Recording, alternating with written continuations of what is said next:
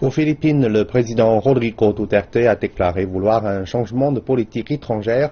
Il a souligné son désir d'une diplomatie plus libre, autrement dit moins dépendante des États-Unis.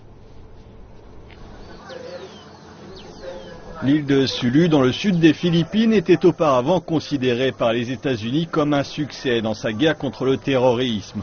Washington affirmait que sa lutte avec l'armée philippine avait affaibli Abu Sayyaf, un groupe islamiste lié à Al-Qaïda et basé sur l'île. Mais ces dernières années, Abu Sayyaf a multiplié les enlèvements et désormais, le président philippin veut une guerre totale contre l'organisation. Sur le terrain, l'armée affirme que c'est le cas depuis déjà un moment.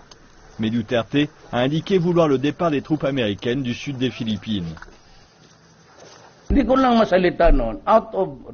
ne voulais pas en parler avant par respect, je ne veux pas de problème avec les États-Unis, mais ils doivent partir, leur présence empire la situation, ils peuvent être tués ou kidnappés. Ces déclarations ont été faites après son accrochage avec le président américain Barack Obama et avant qu'il dise vouloir la suspension des patrouilles américano-philippines en mer de Chine méridionale. Il devient de plus en plus clair qu'il cherche à reprendre la main en matière de politique étrangère.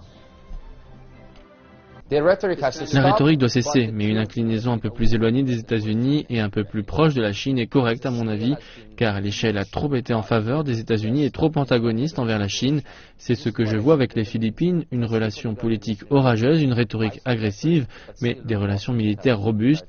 Et parfois, c'est tout ce qui compte pour les États-Unis, des relations militaires fortes et robustes. Et celle-ci, selon le conseiller adjoint à la sécurité nationale des États-Unis, Ben Rhodes, reste solide. Mais au-delà des paroles de Duterte, rien n'indique un refroidissement des relations militaires entre les Philippines et les États-Unis.